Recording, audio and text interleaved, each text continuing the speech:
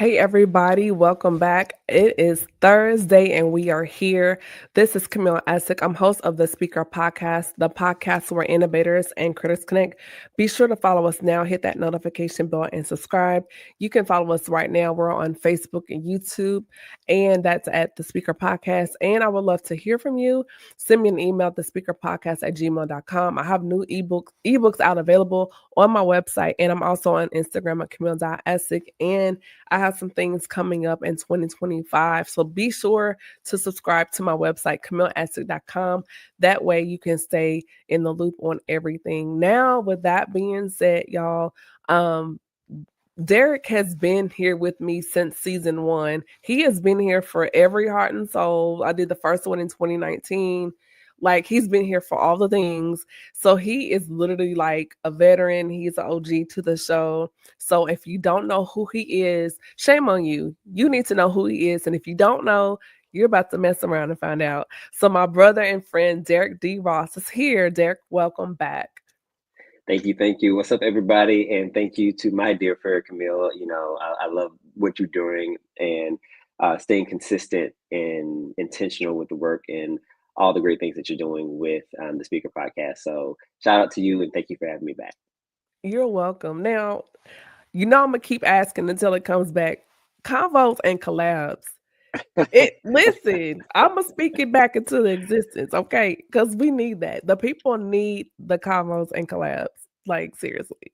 It might be something that trickles out in 2025. I've been doing some resetting, just my own work, my own kind of branding things, and so I'm excited about some stuff I've been cooking up. So it definitely can might make a reappearance in 2025. So Come on. So those that are not familiar with who you are, just as a recap, let the people know who you are and a little bit about what you do. so my name is Derek D. Ross. I am probably a 20-year veteran in the marketing, branding, and communication space. So people call me a brand architect, communication strategist, but I help to amplify the voice, impact, and visibility of brands from corporate to executives and leaders who want to take their experience and their knowledge and step out and create a voice for themselves to then create further impact with what they know and what they do, and really to leave a legacy that creates impact. So I'm excited. I'm excited to be here and excited to just pour into those who will listen, who will watch us, and then as well as who will listen to our conversation today. So what's up, everybody? Hey y'all, hey. And I will say, Derek is a wealth of information. Even just outside of our just relationship as my brother and friend, he has taken the time to pour into me some other things. So even what you see here with the Speaker Podcast is a result of him guiding me when I've asked questions like, hey, what about this? What about that? And just being one of those sounding boards when there were moments when I was not sure about certain things. Derek definitely was and has been one of those people for me. So I just want to say thank you and to give you your flowers. Oh, I appreciate you. I appreciate you. Listen, iron sharpens iron, and so I know anytime that I need you, and we've had conversations as well, that's helped me out. And so yeah, I love it. And I tell people all the time, I've curated. I'm proud of the circle that I've curated over time because it's really tried and true of the people that I love and support, and the people that I really feel have my back. And when you Absolutely. have that type of circle and that type of support, you can take on anything. Absolutely. I really want to slide right into this conversation. The Mhm. last couple of weeks for the culture, it's been very daunting and it's been a lot. And as a culture, we're just like, you know, and so in the corporate space Mhm. going into 2025, what does it look like as far as navigating professional spaces in terms of interaction, conversation? Because I'm gonna be honest, the day after, it was the that week was so awkward and, Mhm. um, very quiet, and Yes. as far as with us, we gave each other that cultural nod, like, but then it was like, "How Mhm. you doing?" And it was just like, "Girl," but then on the other side, we're looking like, "Was it you?" you know, and I, you know what I'm I saying? got you. I got you. I know Were what you're saying. you are you responsible for this? And so it was just a very awkward Hmm.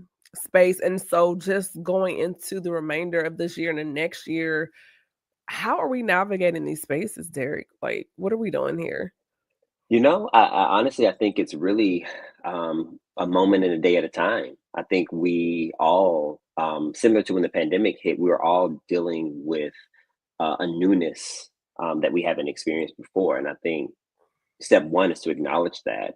And then step two is to give yourself grace as you begin to kind of process and proceed forward because there's no blueprint, right? Life Mhm. already doesn't have a blueprint as it is. And so when you throw other things into it that makes life either exciting in some spaces, disappointing and scary in others, there are no blueprints for how to navigate those types of terrains. And so you first have to give yourself the grace and knowing that, hey, I've never been here before. I'm navigating this just like everybody else in the world. No one has the cheat codes and can see ahead and know what's going to happen next. We're all just kind of flowing together. And so for me, it's really been taking it a day at a time, taking time for myself when I need it to try to kind of breathe and just reset, but then also making sure that I surround myself and support myself with community and then showing up for others because I know part of what fills me is feeling and supporting others. So just staying true to the core, and I think it's a good time for people to go back to the core of who they are, their Mhm. values, where they stand, and just kind of revisit that.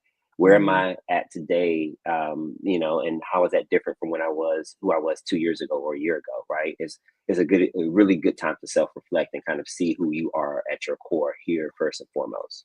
Absolutely. And then we've seen this wave of support through social Hmm. media, but I really believe that supporting each other should not, and it's not just a trend, but to make it more of a cultural norm. And Hmm. maybe is this something that we'll see, not that we haven't been doing it, because when Issa Rae dropped her bar about how she was rooting for everybody, so it's like, Hmm. are we seeing a continuum of that, or what is that looking like? Or do you think it's just a trend, or do you think this is becoming the new norm, like strengthening the support, just for mere survival? Like Hmm. what are we doing? I actually think it might be something that's going to be here to stay for a while because the thing that we're supporting each other for isn't just here and gone. Right. We're going to have a time with this, right? Essentially, 4 or 5 years potentially. And so I think it's going to be a constant reminder. It's going to be in our faces day in and day out. And so I think we're going to have to figure out one, how to um, strengthen ourselves so that we can run the marathon and not the Mhm. sprint, right? Yeah. This is going to be a marathon. And so I think it's going to be important to, once we understand and we settle in and know what race we're running, we can prepare properly, right? So yeah, I think it's going to be here for the long term. And I think we are still going to see some consistency in the support that we are seeing that, we've typically seen in the past kind of fall off after a month or two or after the hype has died Yeah. down some. And what does that look like in a mental health space? Because I know, we're going to church and tithing and praising God, but then we still have our feelings and we're still having to process these Hmm. emotions. And yes, pray, of course, but how do we Hmm. navigate this space when we're really dealing with grief or uncertainty or just questions, thinking about our community, our friends, our family? Like, what are your Hmm. thoughts on that? First thing, you can't sweep it under the rug, right? You can't pray this away. You can't pray it away. Prayer is important as far from a faith perspective and how you root yourself and ground yourself to sometimes give you the strength to proceed. But then you have to take action. You have to be intentional about your words and understanding that it's two sides of the same coin, right? You need prayer, you need faith, but you also need action and you need intentionality around what that looks like. And so I think one is just pay attention. You have to know in order to be effective. You have to be in the know of what's going on. You can't just turn a blind eye to it. So as much for me as I don't like watching the news or certain things, I need to be tuned into certain things so I know what's going on so I can properly prepare myself, whether that's educating myself, whether that's connecting with people who know more than I do, and really Mhm. getting together. It's almost like we're about to join a big group project. And I know a lot of people don't like group projects from back in the day when they were in school, but we are going to be a part of a big group project, and everybody has to put in their part in order for us to get the assignment right this time. Yeah, like a social experiment, but it's like this Hmm. one is for all the marbles, as they would say, and this is Listen, for all yes, the things, all the because this things. will change the trajectory of the culture for Hmm. generations, and so if that means doing a town hall or doing more roots work, doing more intentional spending with our dollars with people that look Hmm. like us, Yeah. um what do you say to that as just far as day-to-day support, weekly check-ins or bi-weekly check-ins with your friends, your families, your bros, your sorors? Like, Yeah. what is Derek's plan? My plan is to actually be a doer of the words, right? Mhm. No longer can we just say, "Oh yeah, I'm gonna give you a call and check in," and then like get busy, you don't check in. You actually have Right. to carve out the time to support the businesses and spend the money to call that friend to, say if I'm going to do something, if I'm going to create a town hall, right? Let's put it in action. You Right. can't now hide behind being busy because it's too much at stake, right? You can't hide behind the guise of, oh, work was crazy. It may be, and right, Mhm. because we have a lot to do, and it's going to require everybody, and again, everybody at different levels. Like everybody doesn't have the same capacity to pour in, or same knowledge, or the same gifting. So it's really, if you are a great organizer, then stay in that lane of organization, because everybody's not an organizer. If you are a great speaker and someone who can articulate and really make points clear and concise where people can understand it, then you need to be out there speaking and amplifying your voice, because we people fail for a lack of knowledge and a lack of understanding. As we can see how things have shaped out, people play off of words and spew fear to get people to react, or take action in a certain way. And so Mhm. if you have a gifting of making things clear, of getting or bringing peace and calming people down, then that's a gift that we need. So it's really people understanding their gifting and how that can be used to amplify and help, right? God has given us all gifts, right? And so how we use those gifts to uplift and move, things forward is going to be super important, because you can see it's being done to do opposite things, right? Those gifts are being used in a way. So it's all in how you use it and how you show up. And I think there's so many people with gifts out there, and now it's time to really break them out those boxes and starting to shake off the dust and use them. Absolutely, and then I also believe too, yes, stay in the loop, um, know what's going on, but, um, know your boundaries, know your limits, and knowing like, Hmm. "Okay, this is a lot today." Implementing those social media breaks or just finding something else to watch other than that, whether if it's your favorite show, a sermon, a devotional, um, because we don't want anyone out here, Hmm. willfully ignorant or just say, "No, I just wanna know, I'm just gonna stick my hand to the sand." Like, no, that's definitely not what we want you to do, but Absolutely.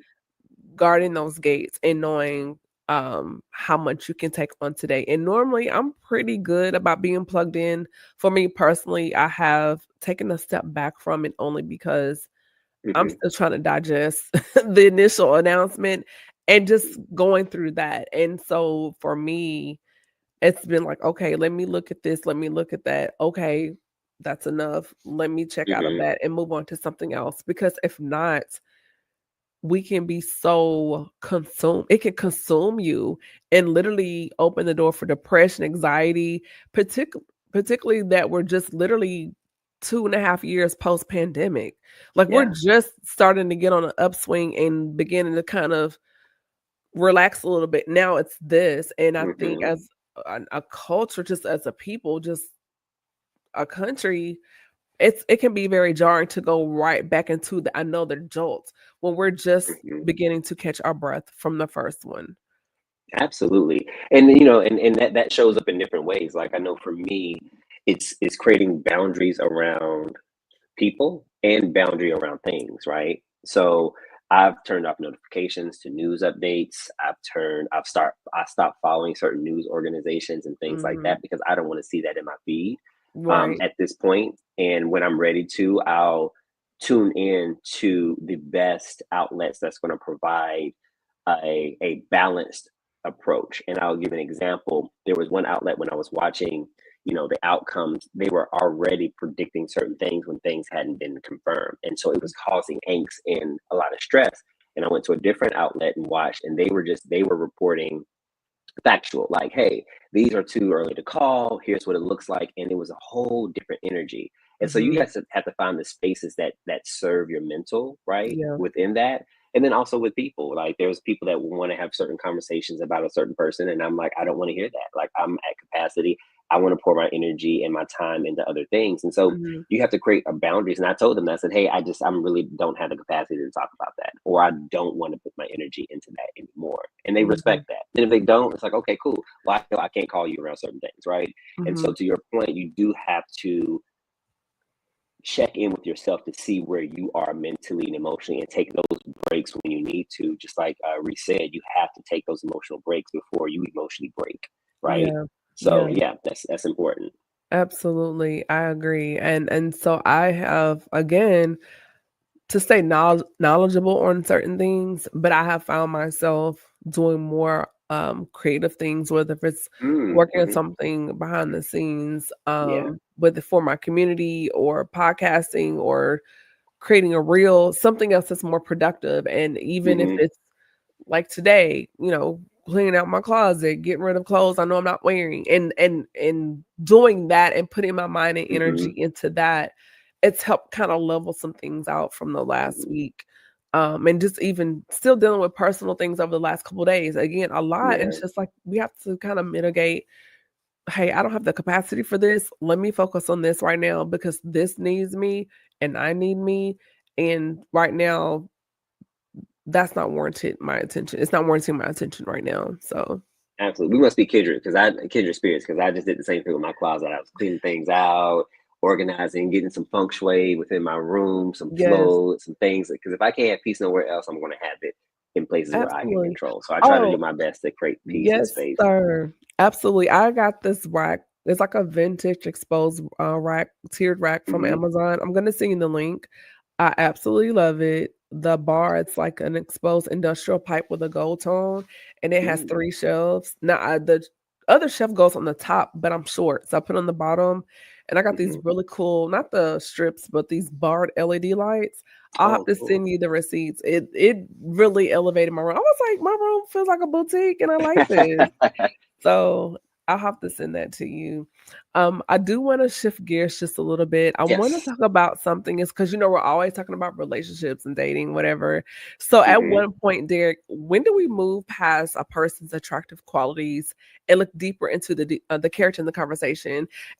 You're already smiling because I'm like, I think sometimes people become so enamored by the packaging, and Hmm. it's just like you ignore a lot of red flags, and it's like, yes, they can be, cute and Hmm. handsome and fine and whatever, whatever, but, like, okay, can you hold a conversation? Are you Hmm. intellectually stimulating? Like, what are we doing here? I mean, it's almost like, when you shop at, certain outlets. I won't call like names, brand names, They're but not you paying you us. it looks right. They're not paying us, so we won't get them a shout out. But it looks good on the site. You order it and you get it at the house. You're like, oh my goodness, I have a vision already of how this is going to fit and look on me based on the pictures. And you take it out and the material is off. It doesn't Temu. fit right. You're right. It's giving Temu. It's given to you. I would say that would be the same thing around transitioning from, looking past the attractive qualities, because a lot of times from a distance the attractive qualities might look appealing and amazing and all that other stuff, but when you get to the character, it shifts what those attractive qualities look like. There's been people that I've known, just as friends, that over time, they may have been attractive, and not someone that I wanted to talk to, but they've been an attractive individual. But over time, their character and how they've shifted has just really made them very unattractive as a friend or someone that I want in my circle, right? So I think that Mhm. goes both ways, whether it's romantic, whether it's, building your community and friendships, an attractive quality, because it's, I always say it's a reflection of you. And so the people that are around you reflect who you are as well in your character. And so I'm like, listen, I want beautiful people around me inside, which reflects on the outside, right? And so it's important. I think, and I always say if you sit and take the time to have conversations and talk and get to know someone and really listen, right? Talk about your experiences, talk about the things that you're interested in, right? And long enough, so not the first date, not the second date, not the third date, but continue on talking. Eventually you can always say, I would say this a lot, a you can only play a role but for so long until your true character comes out. Yeah, I always say an actor at some point will forget their lines. Yes, and that's true about people who are not actually who they say they are. Like they use Mhm. their external to really get in, but you can't stay in if don't know how to act accordingly in the certain house where rules are, right? You know what I'm saying? So Mhm. I think it's just important just to have conversations and then just hold to your guns, right? You may have your own boundaries around how you want to move with people that you meet for the first time. Stick to those, because eventually people who really want to stay around will stay around, right? They will meet you where you are, and they will also show up and bring more, right? Like they say, when people go to a house party or you invite somebody to a kickback, those that bring stuff and weren't asked to bring stuff, you like, you know what, you're gonna come back. I'm gonna invite you back because Not just it's ice. almost you know what I'm saying? It's almost like that, not just ice and not just yourself and your appetite, right? But people, people have an instinct to be like, yo, I'm going to someone's house. They invite me there. You know what? I just want to bring something to say thank you.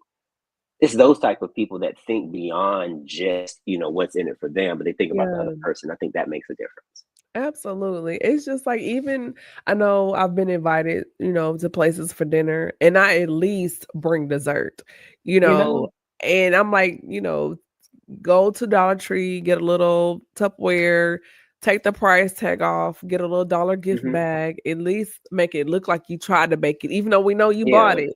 But it's just the effort, It's the and effort. it's the effort. I give credit for effort, but you just showing up and then you show up late and fashionably late, Hmm. it's just so I agree with you on that. I think it's all about the actions. A lot Hmm. of people make a lot of promises, and it's like that saying, "Don't write a check your mouth can't cash," That part. and I'd rather you not make the promise and then do it and surprise me than to say you're gonna do all this stuff, build my expectation, and then you Hmm. fall through because now it opens this door for distrust, and now I'm pulling back and I'm looking at you like, I don't know. So I would say don't say yes when you mean no. I've caught let your myself in the yays be past, yays and your nays be nays. yeah, I've been in the grown I've learned that lesson enough to now in my adult teen years, my older adulting years, if I don't want to do it, I do not say yes. Young I, adulting I, years. my young adulting years, yes. I don't I don't say yes when I know I mean no because I don't want to bring a certain energy to a room that has nothing to do with my decision. That room didn't ask for the energy that I'm bringing if I didn't really want to be there. You know what I'm saying? And so Mhm. you have to be intentional about what energy you spread because if I go somewhere and I didn't really want to be there and then I have an energy around it, it's going to shift other things in that room. And that's not my intention. I don't ever want to go in a place and leave it worse off. I want to leave places better off when I leave, Yeah. when I step in there. What's And that so, saying? Be a thermostat and not a thermometer. mhm, yeah. Yeah, yeah. So it's just one of those things where over time you really think about the impact of your legacy, right? And legacy is not just children and not just like it's how you impact people on a day to day. Mhm. That becomes a part of your legacy because how you impacted them, then they then take that experience and then they use that and they impact others, and it continues. It's a snowball. Energy transfers. And Yeah. so I think about it even just in the simplest form. It's like every person that I meet, I have an opportunity to write a legacy of what Derek is leaving in the world. Yeah. Resentment has a fragrance. Hmm. And if you didn't wanna be there Then you don't come. Don't come. Like, who's all over there? You could Right, ask who's the all over there, question. right? Now listen, I'll ask the question, who all gonna be on there? You're You know, right. because you also got to that goes back to our early conversation. You also got to protect your peace. So if you don't, if you're interested in going somewhere, but you know there might be certain energies that you don't rock with, just don't put yourself in that situation to then have to come out of character. Hmm. So what do You you know. in that? It's just like, how do you shifting gears just a little bit, Mhm. training your boundaries to be stronger than your empathy? Ooh, that's a loaded one. One, it's you have to first be aware of your emotion, your own emotional states, and what your Hmm. triggers are and what takes you up and down. Because if you don't know those, then you'll also always find yourself in a situation where your boundaries are not going to hold steady because you don't know, you're not emotionally intelligent enough to understand your ebbs and flows, what triggers you, what makes you go up and down. You know what I'm saying?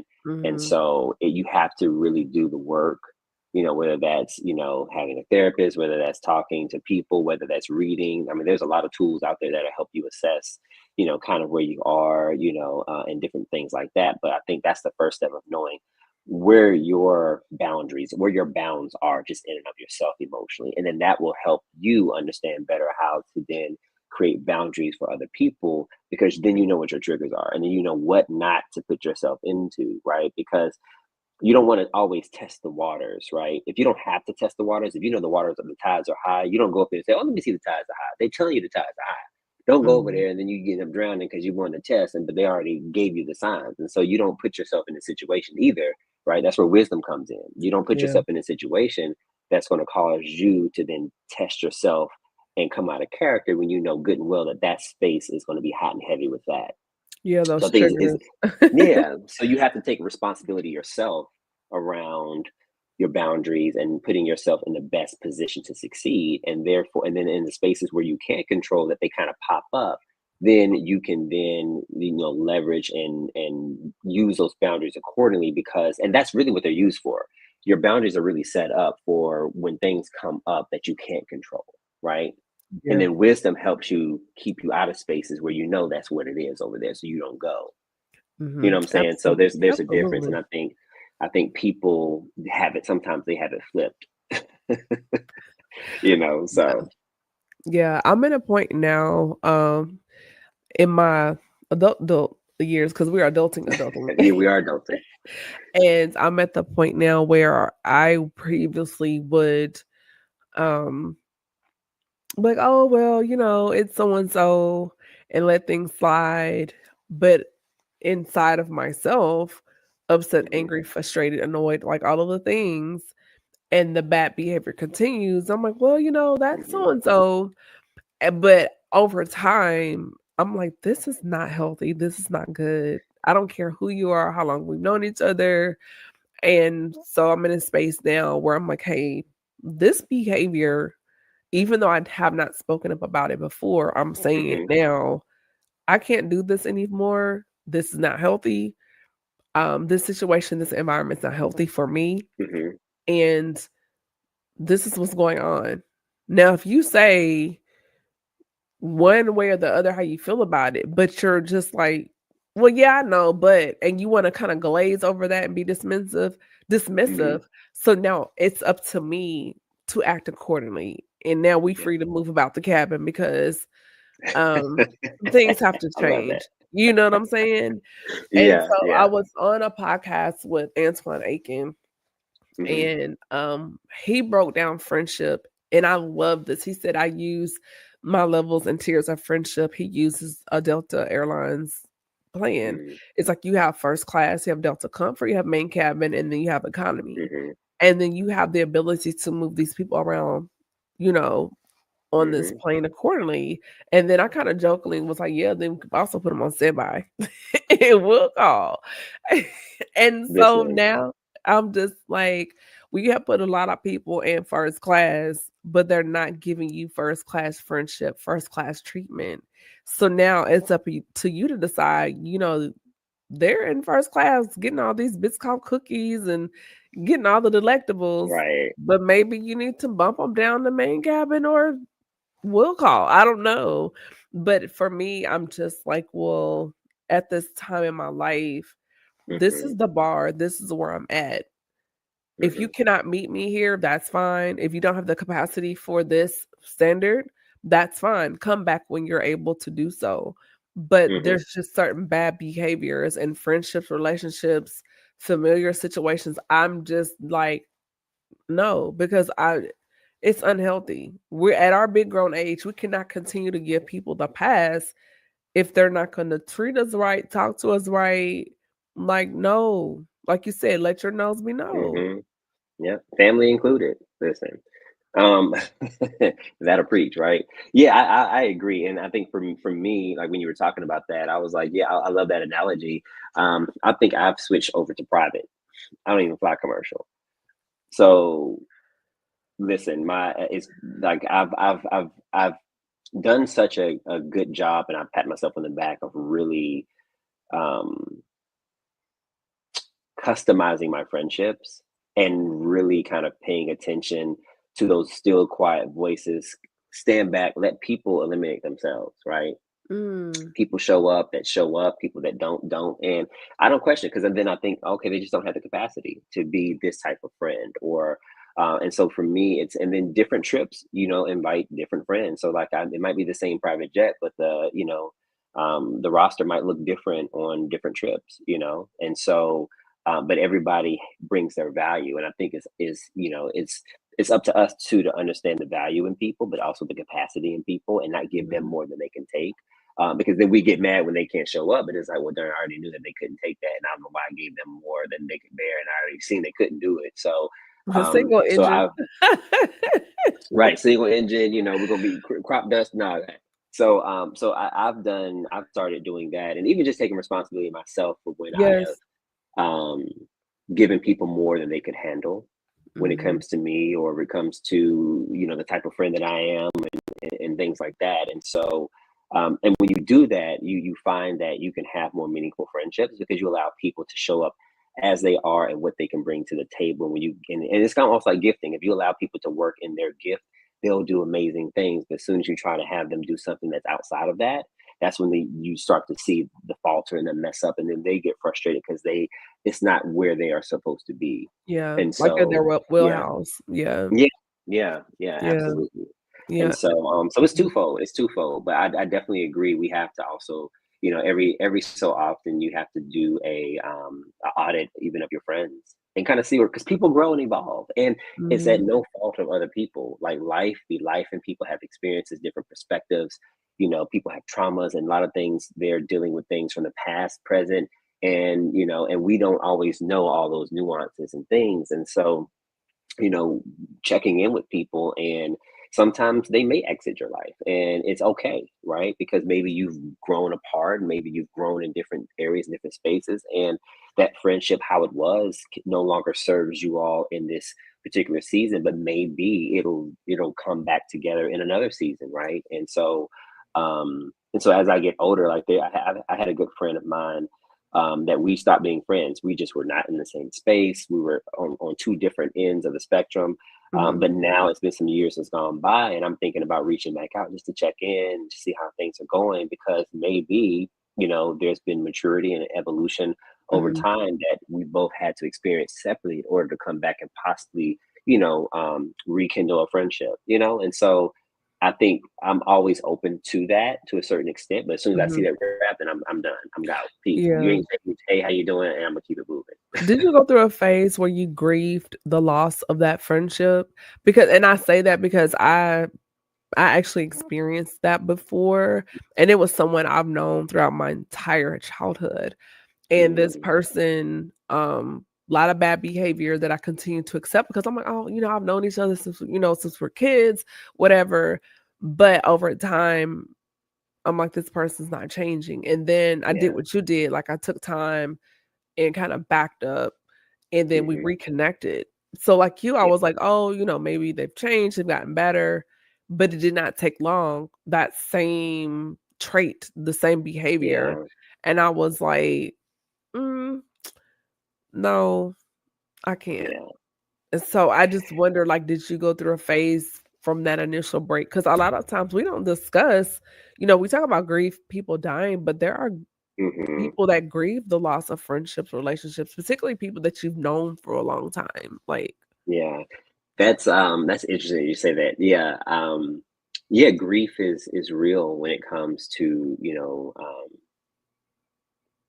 people who are still with us, right? yeah, Friends, relationships, things of that nature. And I think part of the grief comes from you're grieving what you envisioned it being, like the potential of it, and so you grieve that piece, right? And then you grieve, the absence of that person as well, and it's hard. And I think, you know what we desire sometimes is, I still want that person in my life, but what does that look like? What does that look like where I still am respecting what I need, but I'm also long for the connection as well, because there was something good there.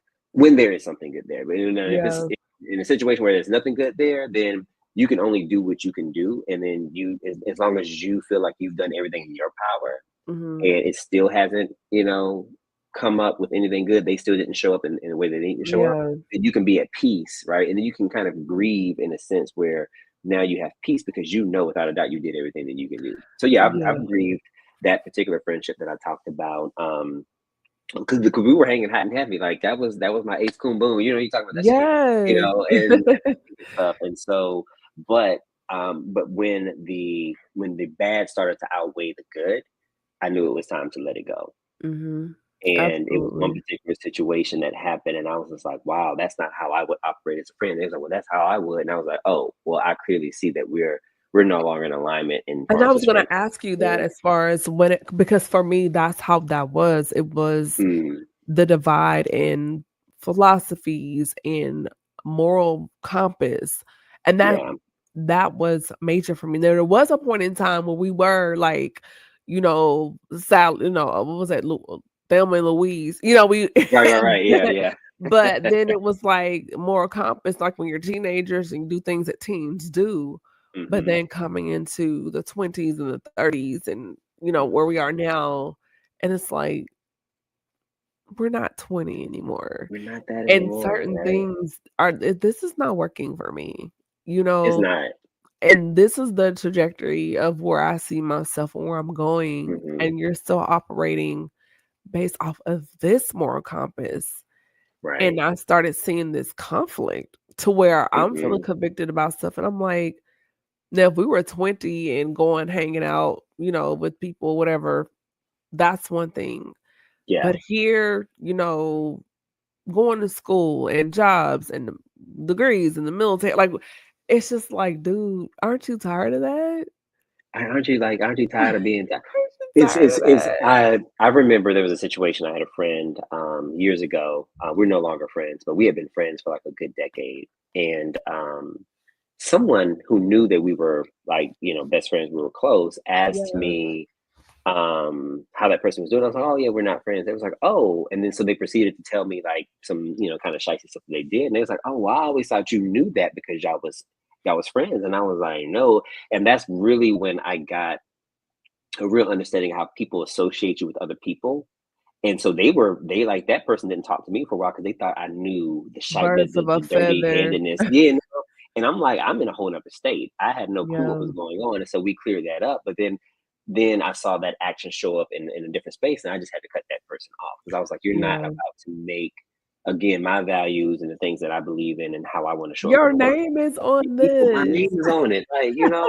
And so I just had to cut it off, and people was like, "Wow." And I never talked dirty or bad about them or anything Right, like that. right, I kinda kept absolutely. that in, but I was like, when people used to ask me, I say, "Hey, we grew apart. We're no longer in the same Yeah, vein. We grew apart, and I wish them the best, and I keep it moving." yeah, that's the experience I had, and it was like, I hadn't seen them in a long time, Mhm. and so in my mind, I'm thinking, these are my friends and whatever, but then to see, like, in real time what they were doing, I felt this part of me inside sink Mm. because the people I thought were here and to see what they were doing, And I'm like, I can't be associated with this. I don't want people to think that I'm that way, Mhm. and so I just fell back from that, and I was disappointed. Like, I was disappointed in them to know that was their mentality, and especially after all these years, Yeah. 'cause it was just like, really, again, no falling out, no Mhm. words, anything like that. I just took it upon myself to say take a step Yeah. back because, um, what they were doing, some shady things Mhm. as well. It just that did not align with my moral compass and the woman Mhm. I work to be, Yeah. not perfect, but working to be who I am today, and I'm like, I don't wanna be associated with that. I don't want my name in that, and Mhm. I didn't it just so I had to put the gap there. Yeah. So And that's a part of that grief too, right? You said something I think that was really important. It's like the disappointment of that particular person and who you thought them to be. And I mhm. think sometimes we grieve the potential of people in our lives that we know have the capacity to be great or Or do the certain idea we had of things, them from a previous or chapter. we or from a previous chapter, right? That Yeah. part. And so and so it could be, and so it's really important to kind of recognize we're all and recognize, identify, and call out all the things that we're grieving, so that we're Mhm. clear on what the grief is, right? Yeah. We don't want to misplace grief and make it Yeah. something that it's not, right? And make Yeah. it something about us or something. And but when we call it Yeah. out, like you say, call a thing, then we can be clear about that. I heard a therapist say it's important to use the word to describe the experience, because Mm. if you don't use the word that describes the experience, then how can you truly understand what that experience is? Because sometimes people may not want to use a certain word because certain words are uncomfortable, but if that's the word, use the word, because Yeah.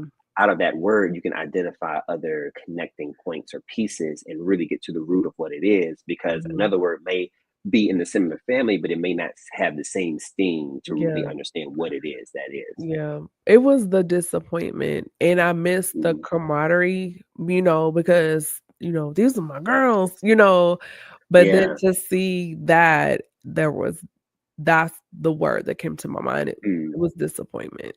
Hmm. So, Yeah. Yeah. but God Well, has it since creates room then for brought other things, right? yeah, he's brought other people into my life, and I'm thankful for the and and I still love them and everything, Hmm. but just fast forwarding how God, can take things in situations and move other people aside to bring other people around. So, there's always, the scales are always balanced. So, Yeah. Yeah. absolutely. Derek, this has been a really good conversation, and I Listen. every time I talk, I'm like, I'm learning more about my friend. Also, same So, here. Same here. You yeah. know. Yeah. So before you leave us, do you have Hmm. any like nuggets or takeaways, anything from the conversation that viewers and listeners can take with them until you come back, because you will come back. And then also Absolutely. where people can connect with you on social media. So yeah, my takeaway from this conversation today, I think it's important for people to curate these kind of conversations within their own friend groups in their Mhm. own circles. Because I think, to your point, you say you learned so much about me, and I'm learning so many other things about you, and that's because a lot of times we don't get a chance to sit down and have conversations, and just talk, right? And so I think Yeah. people will learn so much about the people in their lives if they just sit down and talk and listen, not with any agenda, not listening to respond, but just letting people kind of share and pour their heart out. And I think out of that, we'll have so much more empathy for Mhm. people and where they are, and we can see the complexity of who we are as humans, right? Because I think sometimes we see each other on the surface level, but there's so many layers. And I think if we just sit down and have conversations, once we have those conversations and we see the depth and complexity of people, we can't unsee that. And then we Mhm. take that into other conversations and we give people more grace as a result. Like, I'm not gonna give you a Yeah. pass, but I'll give you a grace and I'm gonna keep it moving, right? But Yeah. I can pray for you and I can, wish the best for you. And then I know how to let things go as well. But that would be my takeaway, just to have more conversations. Open up your Absolutely. ears, open up your heart, and allow people to share without judgment, without trying to change them or make them, do something differently because it may not be something that you agree with, but just create a safe space for people to have conversations. And I think the world would actually be a better place as a result. Absolutely. And people can find you where? Derek D. Ross on all social media platforms from LinkedIn to Instagram. I might not be on Twitter too much long, but Listen, when Facebook I say the exodus is happening, is and happening. so I Uh, looked at or the X, other two right? sites that have been up in conversation, and I'm like, yeah, I think I'm making that head exit stage Hmm. left within the next 24 hours. But then it's like, where do you go? They've been talking about a black owned site that's out Yeah. there, but I think it's subscription based. And I'm like, I have enough Hmm. subscriptions. And yes, I Right. do want to support, but then the other one. So I'm going to definitely check them out. The one that's been the one everyone's been going to, I think like in a day or so, over 1 million people are already on there. Oh, cool. And I'm thinking about the ease of rebuilding the audience and how, because Hmm. like right now, Threads is just really beginning to build steam. And I like Yeah. Threads, you know, I do b- too. because how the people that follow you kind of are already pulled in Hmm. automatically. And so I'm thinking I may just stay with Threads because the Threads Hmm. is putting out news just like everything else, Yeah. you know. So yeah, I'm really ready to leave Yeah. what's face the letter. What's the face? The Yeah, other one, right? yeah, Towards the because end of the alphabet. it's about to get real stupid, and I'm like, you Yeah. know, I can get my news, weather, and sports and from other Right. places. So Real quick. Yeah. Yeah, but yeah, Derek D. Ross everywhere. Even my website, derekdross.com. So, you know, check me out, send a message if you enjoyed the conversation. And make sure you're following me and following, Camille and the Speaker Podcast and on all places where you can get your podcast, right? Because she's amazing and she curates great conversations. So I appreciate you, my friend. oh, thank you. Y'all be sure to follow Derek. He is the PR king. He is one to watch. This is the speaker podcast with innovators and Critics Connect. Y'all, this is Camilla Essex. Thank you, Derek, for joining me. We have one more episode before we wrap up the month of November. I Like know. this year is rolling on. Okay. Mm, But y'all be safe. It actually feels like Thanksgiving weather finally. Like last week we were still having like 80, 79, 75-degree weather. And today it hmm. rained and the temperature has dropped. And so I cleared out my space in my living room and I'm like, oh, the tree is going up. Trees So going up. Listen, I broke out my pea coats. I got my long sleeves. Now I'm looking at decorations. Hopefully soon. absolutely, absolutely. So y'all be blessed, be safe. Hold on, sit tight, Derek. Y'all be blessed and thank you. Have a good night. Bye bye.